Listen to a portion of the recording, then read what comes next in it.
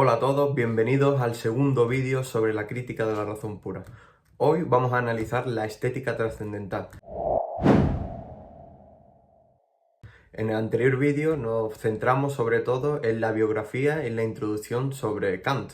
Más que nada nos fijamos más en los conceptos que se usan alrededor de toda la obra y a su vez también en la persona de Kant, quién fue Kant, las influencias, el contexto filosófico que tuvo y todo esto, ¿vale? En este segundo vídeo vamos a empezar con la estética trascendental, que es tal cual una de las secciones, uno de los capítulos que forman parte de la crítica de la razón pura. En este capítulo se habla sobre el espacio y el tiempo. Estos son los dos conceptos principales de esta parte, que nos permiten, es decir, son la condición de posibilidad, son las condiciones necesarias para que los fenómenos y los objetos del mundo sean posiblemente representados.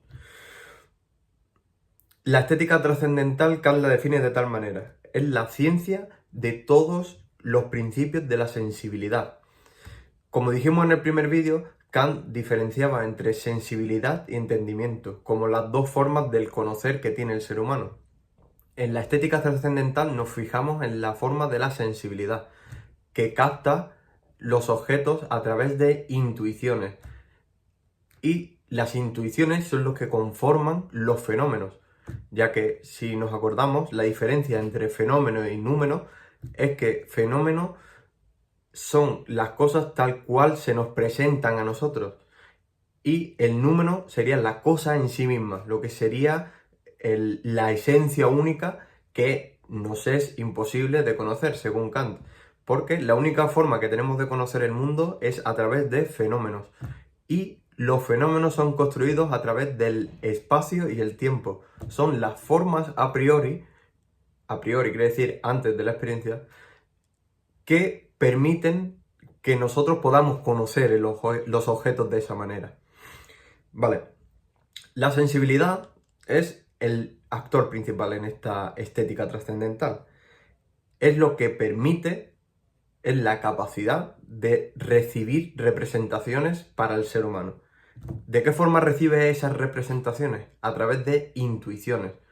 ¿Qué podría ser intuiciones? Pues podríamos decir que son la textura, el gusto, todo lo que podemos percibir a través de los sentidos. Es decir, todo lo que podemos percibir a través de la experiencia, en definitiva. La sensibilidad se opone al entendimiento, que serían la parte del pensamiento y la que construye conceptos. Como sabemos, el objetivo principal de Kant en esta obra es demostrar toda la esencia tanto del entendimiento como de la sensibilidad. Pero en primer lugar necesita establecer cómo captamos la información que nos dan los sentidos. Es decir, esta estética trascendental nos enseña la forma de las intuiciones de los fenómenos. Lo importante sobre todo acerca del tiempo y del espacio es que son las formas a priori en las que se nos permite conocer. Sin espacio y sin tiempo no podríamos conocer las cosas. Necesitamos tanto un espacio donde fijar las cosas como un tiempo para ordenarlas, ¿vale? El fenómeno, como decía, es la forma en la que se nos presenta el objeto. Y a su vez el fenómeno está formado por materia y por forma. La materia es la sensación, es lo que se capta a posteriori. Acordaos siempre de que a posteriori se liga con sintético, es un juicio sintético, lo que hacemos a través de la experiencia, a través de los sentidos. A su vez, la segunda parte del fenómeno es la forma, que es, lo define de tal manera Kant, que dice que es el orden de lo diverso, es decir, el orden de lo diverso en las relaciones, lo que captamos directamente del fenómeno. De forma que solo lo podemos captar a priori. Es decir, la materia es lo que se nos presenta a través de los sentidos y la forma en la que se nos da a priori ese fenómeno. En este caso, Para llegar a conocer esas relaciones a priori de la forma, necesitamos representaciones puras, es decir, sin formar parte de la experiencia y sin sensación. Esas representaciones puras no son ni más ni menos que las intuiciones puras, que llama Kant, que es donde se intuyen toda la diversidad de los fenómenos, a través de la extensión y de la figura, que son las formas de la sensibilidad, que nos permite conocer cuáles son las formas en las que se nos pueden dar los fenómenos. Estas intuiciones puras no son más que las dos formas de la intuición sensible. Así nos introducimos directamente en el espacio. El espacio, como habíamos dicho, es una condición necesaria de la experiencia. Y lo que dice Kant es que necesitamos presuponerlo, porque la única forma en la que los objetos se nos pueden presentar al ser humano es a través del concepto de fenómeno.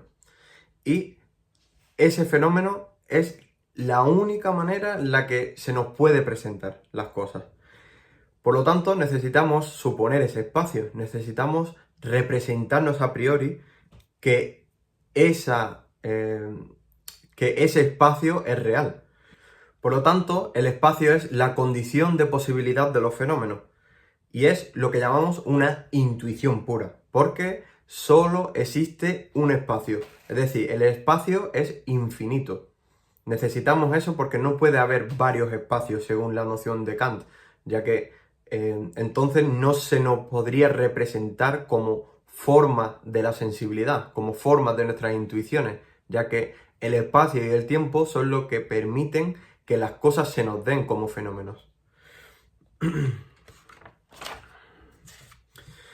Pero una pregunta interesante que nos podemos hacer es ¿cómo es posible que algo que se encuentra dentro de nuestra mente determine a priori el concepto de los objetos de la experiencia?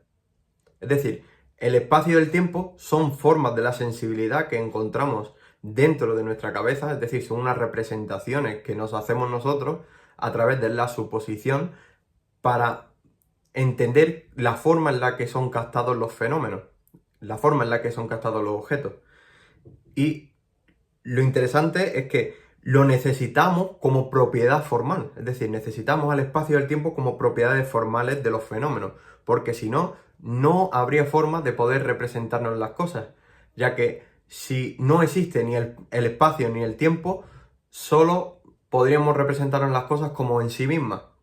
Y, como había dicho Kant, es imposible representarnos las cosas en sí mismas porque sería no representar el objeto adecuadamente a través de nuestros conceptos, sino que sería decir cosas por decir, lanzar juicios sin sentido, sin tener real conocimiento, ya que el conocimiento solo es posible a través de la conjunción entre entendimiento y sensibilidad. Y ahora, en la estética trascendental, lo que pretendemos es demostrar que el espacio y el tiempo son necesarios para el conocimiento, ya que sin el espacio y el tiempo, los objetos no se nos pueden presentar como fenómenos. Y la única forma de conocer qué tiene el ser humano es a través de la captación de los fenómenos. Por lo tanto, el espacio es necesario y el tiempo también. Las consecuencias de las definiciones del espacio es que es la condición subjetiva de la sensibilidad. Es decir, ¿por qué subjetiva? Subjetiva porque se nos presenta al sujeto desde una forma determinada. Por ejemplo, si pensamos en los animales tendrán otra forma de captar los objetos, es decir, tendrán un fenómeno propio y tendrán un espacio y un tiempo distintos. Quizás el tiempo sea el mismo que nosotros nos lo representamos, pero el espacio sí que lo pueden captar de distintas formas según la especie de animal.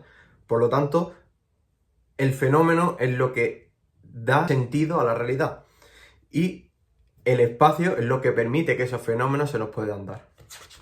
¿Vale? Una nota interesante del espacio que nos da Kant es la siguiente. Dice, ni el sabor ni los colores son condiciones indispensables para que puedan convertirse en objetos de nuestros sentidos. Se hallan ligados al fenómeno como efectos producidos de forma accidental. El espacio solo hace referencia en la forma pura de la intuición. No incluye, pues, ninguna sensación. Esta es la forma, esta es la cita clave para entender el espacio como una forma pura. Es decir, ¿cómo entendemos el espacio si necesitamos que sea lo que sustenta la experiencia? Pero si sustenta la experiencia, ¿cómo es posible que pueda ser puro?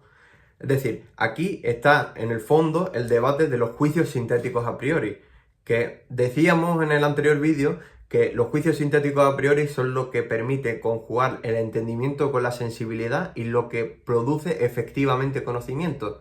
Porque en los juicios sintéticos a priori se dan un avance en el conocimiento, ya que entendemos la experiencia de forma que los fenómenos se dan dados en ella y nosotros, mediante nuestros conceptos y pensamientos, podemos referir a esa sensibilidad y a esas intuiciones dadas.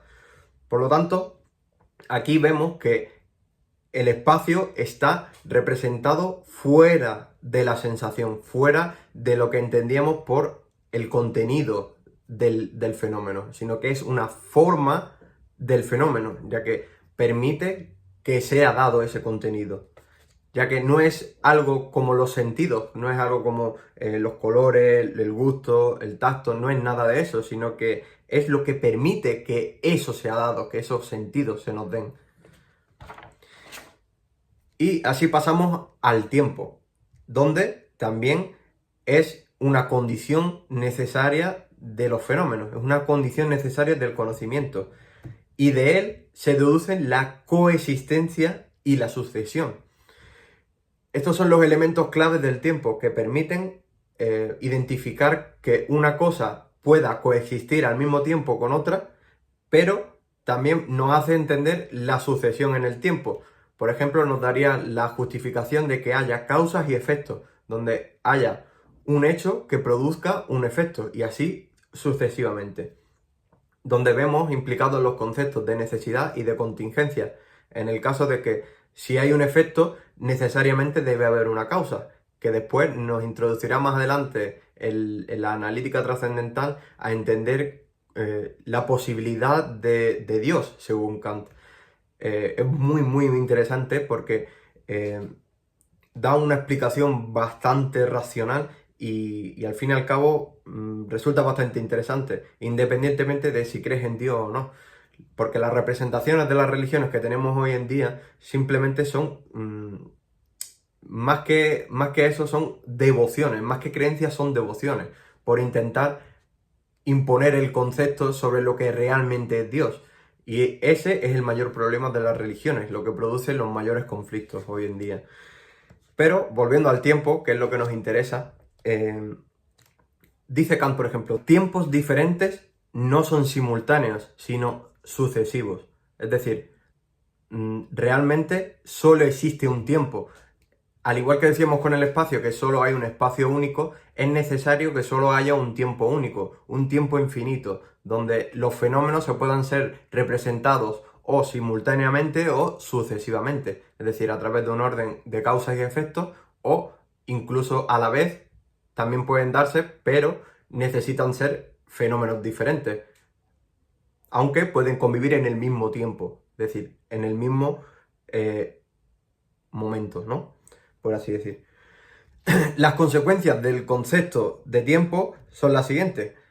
Al igual que el espacio, el tiempo es una condición subjetiva de la sensibilidad. Es una condición para que las intuiciones se nos den. Es una condición a priori, necesaria para que los fenómenos se nos puedan representar como algo real, lo que entendemos por realidad, ¿vale? En definitiva, el espacio y el tiempo son dos fuentes de conocimiento, leo literalmente como dice Kant, son dos fuentes de conocimiento de las que puede surgir a priori diferentes conocimientos sintéticos. Aquí es donde viene lo interesante, donde nos damos cuenta de que si el tiempo y el espacio son necesarios para nuestra sensibilidad y para nuestra forma de conocer el mundo, ¿cómo se produce efectivamente el conocimiento? Como decía anteriormente, el conocimiento en el ser humano solo es posible a través de los juicios sintéticos a priori, porque los juicios analíticos que forman parte de lo a priori, de lo que está fuera de la experiencia, produce conceptos y pensamientos, pero que necesitan referir a una realidad. Esa realidad es manifestada a través de la sensibilidad, que son las intuiciones que permite que nos representemos el mundo de una manera adecuada. Una vez más, los fenómenos. En este caso, nos preguntamos, ¿cómo son posibles entonces las proposiciones sintéticas a priori? Son gracias nada más y nada menos que al espacio y al tiempo. En el ejemplo que podemos poner aquí es el de la geometría, donde podríamos decir la siguiente proposición, tal cual estoy diciendo el ejemplo que pone Kant. Dice, dos líneas rectas no pueden encerrar espacio alguno. O otro ejemplo más interesante es, tres líneas rectas permiten construir una figura. Esas tres líneas rectas que nos podemos representar mediante una figura es el triángulo. Y lo interesante aquí es cómo es posible que esta proposición no sea ni específicamente analítica ni específicamente sintética, sino que es sintética a priori. Es decir, participa de la experiencia y del entendimiento, pero no es necesario que nos lo representemos efectivamente en la experiencia para que podamos entenderlo a priori. Esto quiere decir que, imagínate, ¿no? Cuando yo te digo, tres líneas rectas pueden formar una figura, ¿no? O tres líneas rectas permiten construir una figura, ¿no? Que es lo que dice exactamente. Pues efectivamente en nuestra mente nos podemos representar el triángulo, pero no es necesario hacer el triángulo para que nos representemos el concepto en nuestra cabeza. Aún así, en la propia definición del triángulo encontramos que es necesario que tenga estas tres líneas rectas, ya que lo importante aquí es que sin el espacio y sin el tiempo, el triángulo no podría ser representado. Es decir, necesitamos un espacio donde puedan representarse esas tres líneas y un tiempo, obviamente, para que tenga sentido ese fenómeno, ¿no? Lo interesante aquí es que si el triángulo fuese una cosa en sí misma, no tendríamos la posibilidad de, como seres humanos, de que se nos representase el triángulo. Es decir, necesitamos al espacio y al tiempo como formas de la sensibilidad para que nuestros conceptos y nuestros pensamientos puedan aplicarse a esas intuiciones. Es decir, si nosotros dijésemos la proposición tres líneas rectas pueden formar una figura, necesitamos que esa figura sea representada en un espacio. Por eso la geometría tiene sentido y construye el conocimiento, porque es una ciencia que participa del espacio y del tiempo, aplicando conceptos o definiciones a priori, es decir, sin necesidad de la experiencia. Yo no necesito pintar el triángulo, las tres líneas, para construir la figura, sino que con la posibilidad de representármelo en mi cabeza, ya no me hace falta hacerlo efectivamente. Es decir, no necesito la experiencia efectiva, sino que necesito la experiencia como la forma posible de representar esos objetos, es decir, los fenómenos. Por ello, la necesidad de que sea el fenómeno la única posibilidad de representación para el ser humano. Y así, los juicios sintéticos a priori es como nos ayuda a entender el conocimiento, nos ayuda a progresar en el conocimiento, ya que es obvio que necesitamos a la experiencia, pero nos damos cuenta de cómo el entendimiento puede construir sobre la sensibilidad sin necesidad de hacerla efectiva. Y esto es básicamente la estética trascendental en Kant. Es súper interesante, cuesta mucho de entenderlo. Una vez vas entendiendo los conceptos de Kant, es muy fácil darte cuenta de que en realidad no quiere llegar a un concepto de entendimiento que gane sobre la sensibilidad, sino que lo que quiere es demostrar los límites de cada una, demostrando cuáles son los límites del ser humano y de su conocimiento. Y hasta aquí la estética trascendental de Kant. Espero que te haya gustado mucho el vídeo y nos vemos en la siguiente. Hasta la próxima.